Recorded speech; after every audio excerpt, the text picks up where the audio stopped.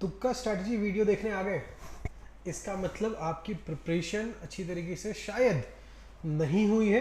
आप last minute कुछ short tricks या फिर कुछ मैजिक चाहते हो, राइट? फाइन। अगर आपकी प्रिपरेशन अगर हो भी चुकी है अच्छी तरीके से, तो भी ये स्ट्रैटेजी बहुत ही यूजफुल होने वाली है। इसमें हम कुछ चीज़ें ऐसे डिस्कस करेंगे जो शायद आपने कभी सुनी नहीं होगी, या फिर हो सकता है कहीं ना कहीं आपने इस तरीके की चीज़ें एक्सपीरियंस जरूर किए रहेंगे। Fine. So this video is mainly for MBA CET 2024 students, and in this video we are going to discuss on तुक्का स्ट्रैटेजी, तुक्का कैसे मारते हैं। बिफोर दैट हमें पेपर पैटर्न अच्छी तरीके से पता होना चाहिए। आई बिलीव आप पेपर लिखने जा रहे हो तो आपको पेपर पता होगा। Logical reasoning 75 question 75 marks, abstract reasoning 25 question 25 mark, counts which is your maths 50 question 50 mark, verbal ability English 50 question 50 mark. 200 question होते हैं, 180 मिनट का पेपर होता है, ऑनलाइन टेस्ट होती है, 5 ऑप्शंस होते हैं हर एक क्वेश्चन के नीचे, नो निगेटिव मार्किंग, कोई निगेटिव मार्किंग नहीं है, इसीलिए यहाँ पे तुक्का हम मार सकते हैं। और कोई भी सेक्शनल टाइम लिमिट नहीं होता है। पेपर जम्बल्ड आएगा कि मिक्स आएगा, सॉरी जम्बल्ड आएगा या फिर सेक्शनल वाइज आएगा, इसका कोई भी भरोसा नहीं है, ठीक है? सेक्शनल आएगा तो भी अच्छा है, जम्बल्ड आएगा तो भी अच्छा है, ठीक है? बट मैं चाहता वो हूँ कि जो आपके लिए अच्छा हो उसी प्रकार से पेपर आए। Disclaimer, use the strategy only if you are not able to solve the question. अगर आपसे वो क्वेश्चन सॉल्व नहीं हो रहा है या फिर आपके पास समय नहीं बचा है, तो ये सारी चीज़ें आपको यूज़ करनी होंगी। फाइन। उसके पहले मैं आपको बता देता हूँ, because you are targeting top colleges, अगर आप टॉप कॉलेजेस टारगेट कर रहे हो तो आपका जो स्कोर है वो 140 के ऊपर होना चाहिए।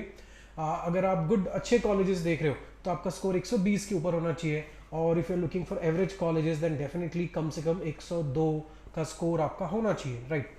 तो इतने मार्क्स लाने के लिए हमें कितने क्वेश्चन सही करने चाहिए? देखिए, तुक्का हम कब मारेंगे वो मैं आपको बताऊंगा। तुक्का basically it will work in the last 10 to 15 minutes. उसके पहले आपको समझना है क्या है कि हमें मार्क्स कितने चाहिए।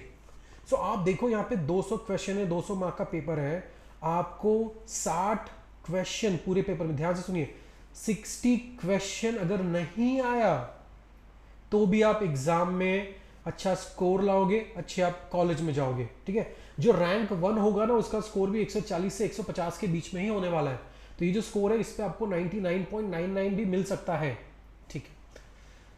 ओके, इसमें से हम देखिए क्या होता है, जब कोई स्टूडेंट पढ़ाई करना चालू करता है धीरे धीरे उसे समझ में आता है कि ओके ये एरिया मेरा स्ट्रांग है, ये जो एरिया है थोड़ा सा वीक है।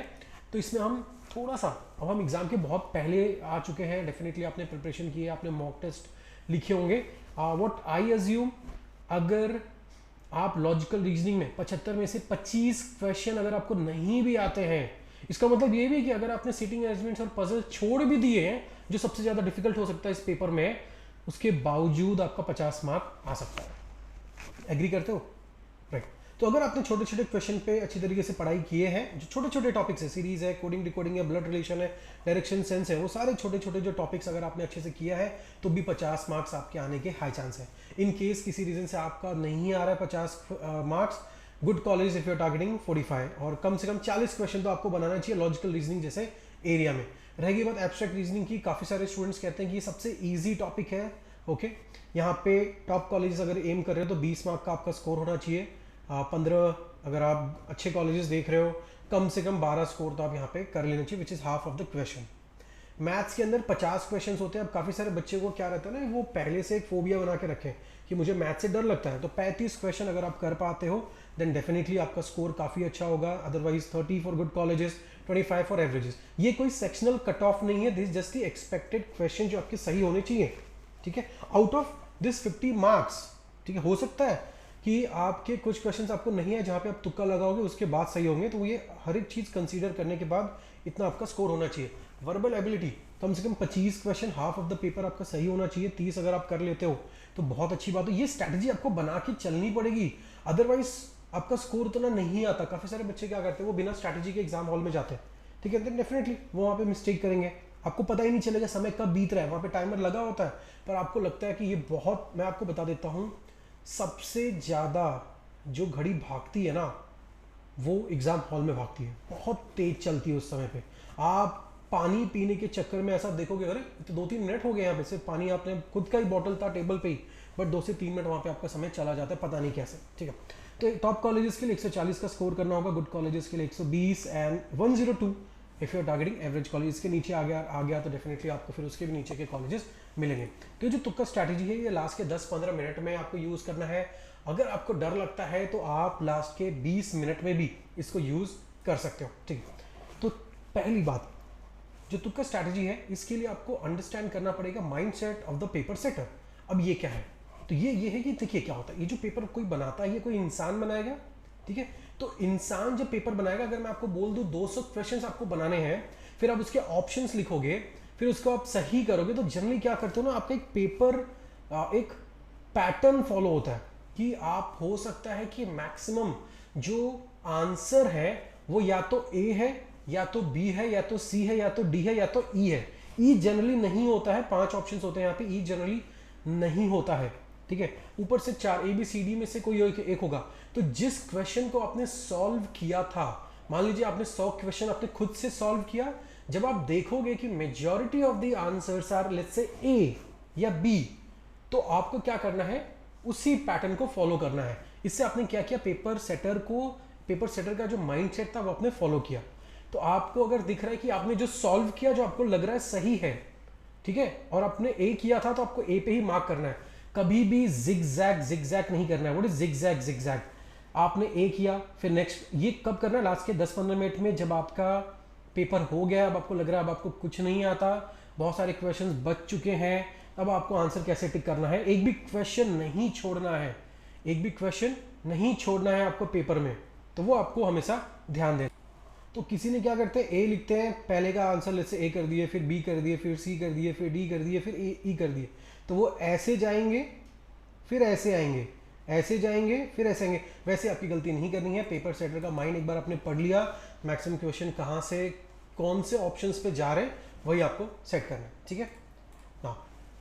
एक बार हमने कुछ तो स्ट्रैटेजी लगा के सॉल्व करके, हमने दिमाग लगा के पेपर सॉल्व कर लिया वो पर्टिकुलर क्वेश्चन, उसके बाद आपको लास्ट के मिनट में चेंज, जो ऑप्शन है, जो आंसर आपने टिक किया, उसको कभी भी चेंज नहीं करना है। हमने हर बार देखा है, मैक्सिमम बच्चे को एग्जाम हॉल के बाहर आते टाइम वो उन्हें अफसोस होता है कि शिट, मैंने ए पे क्लिक किया था पर पता नहीं क्यों मैंने बी पे क्लिक कर दिया। वो फीलिंग आपको नहीं आनी चाहिए, वो रिग्रेट आपको नहीं होना चाहिए। एक बार आपने कैसे भी करके, चाहे सॉल्व करके, चाहे आपने कोई भी स्ट्रैटेजी यूज करके, अगर आपने वहां पे टिक कर दिया था आपने जैसे बी को, अब आपको उसको चेंज नहीं करना unless and until you are sure yes दूसरा ऑप्शन ही राइट है, अदरवाइज आपको उसको चेंज नहीं करना है। सॉल्व यूजिंग ऑप्शंस क्या होता है, जनरली हमारे जो क्वेश्चन होते हैं उसमें 5 ऑप्शंस होते हैं।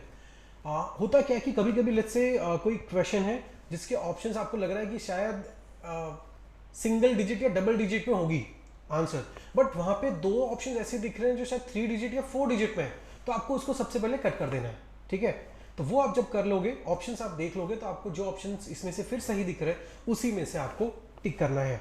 कभी कभी क्या होता है कि बच्चे क्या करते हैं, वो एक ही क्वेश्चन को बहुत ज्यादा समय ले लेते हैं सॉल्व करने के लिए, और बिना ऑप्शंस देखे पूरा क्वेश्चन सॉल्व करते हैं, बाद में मालूम पड़ता है अरे यार इसका तो हम ऐसे ही क्वेश्चन सॉल्व कर सकते थे, ठीक है। इन केस कभी कभी आपने देखा होगा, आपको इस प्रकार से क्वेश्चंस होते हैं जहां पे ऑप्शंस होते हैं ऑल ऑफ द अबव या फिर नन ऑफ द अबव। तो इस केस में जनरली हमने जो देखा है, मैक्सिमम जो ऑप्शंस होता है सही वो होता है ऑल ऑफ द अबव। तो अगर आपको आंसर नहीं आ रहा है, आपके पास समय नहीं बचा उसको पढ़ने के लिए, ऑल ऑफ द अबव को आप टिक करके आगे बढ़ जाइए, ठीक है। देखिए ये एक स्ट्रैटेजी है, आई एम नॉट सेइंग, क्योंकि एग्जाम के लिए आपको प्रिपरेशन करना पड़ता है, एग्जाम के लिए आपको तैयारी करनी पड़ती है। ये हम उस चीज़ों की बात कर रहे हैं लास्ट के 10-15 मिनट में, जहाँ पे आपके पास समय नहीं बचा था, अब आप सॉल्व नहीं कर पा रहे हो क्वेश्चन को, तो उस स्टेज में क्वेश्चन छोड़ना तो नहीं है, राइट। क्वेश्चन छोड़ने से आपका नुकसान होने वाला है, क्योंकि अगर क्वेश्चन आपने छोड़ दिया तो भी 0 मिल रहा था, पर अगर आपने गलत कर दिया तो भी 0 ही है, और सही हो गया उस चक्कर में, तो डेफिनेटली आपके मार्क्स बढ़ेंगे, ठीक है। तो ऑल ऑफ द अबव आपको करके जाना है। सिमिलर ऑप्शंस क्या होते हैं, ऑप्शंस में आपने देखा होगा कि कोई एक ऑप्शन है लेट्स से +10 और दूसरा ऑप्शन था -10, फिर एक थर्ड ऑप्शन है 30, फिर 40, फिर 50। तो जनरली जो स्टार्टिंग के ऑप्शन थे +10 और -10, इसी में से कोई एक ऑप्शन आपका होगा, क्योंकि पेपर सेटर क्या होता है ना, देखिए आपको मैं बोलूँगा ऑप्शंस बनाओ। जैसे मैं पूछूंगा कि भाई लेट्स से इंडिया का कैपिटल क्या है, तो आपने एक ऑप्शन दिया, एक तो सही दोगे, फिर दूसरा दोगे, फिर आपको सोचना पड़ता है, तो आप नज़दीक की चीज़ें आप ले सकते हो, राइट। तो यहाँ पे जो सिमिलर ऑप्शंस होते हैं उसी में से ऑप्शन आपका सही होता है, ठीक है। Last but not the least, एक भी क्वेश्चन आपको छोड़ना नहीं है पेपर में। क्वेश्चन छोड़ना मतलब आपने कुल्हाड़ी पे पैर मारा, ठीक है, कुल्हाड़ी थी उसके ऊपर आपने पैर मार दिया, वो आपको नहीं करना है। लास्ट के 10 मिनट आपको संभाल के रखने हैं, 10 से 15 मिनट, हो सकता है 20 मिनट, अगर आपके ऑप्शंस, अगर आपको क्वेश्चंस नहीं आ रहे थे, आपको 10 से 15 मिनट 20 मिनट आपको संभाल के रखने हैं। वहाँ पे जाके आपको अच्छे तरीके से ये जो स्ट्रैटेजी है इसको यूज़ करना है। एग्जाम हॉल में आप अपनी भी स्ट्रैटेजी बना सकते हो, पर ये सारी चीज़ों को आपको ध्यान में रखना चाहिए, ठीक है। सो thank you so much. I believe अगर इस स्ट्रैटेजी से अगर आपके 2-4 मार्क्स, 10 मार्क्स, 20 मार्क्स कुछ भी बढ़ते हैं, then definitely you will be getting a better college. Fine, so thank you so much. इस पर्टिकुलर चार्ट को ध्यान रखिएगा, okay, and share this video with your friends. Thank you so much and all the best for your exam. Thank you.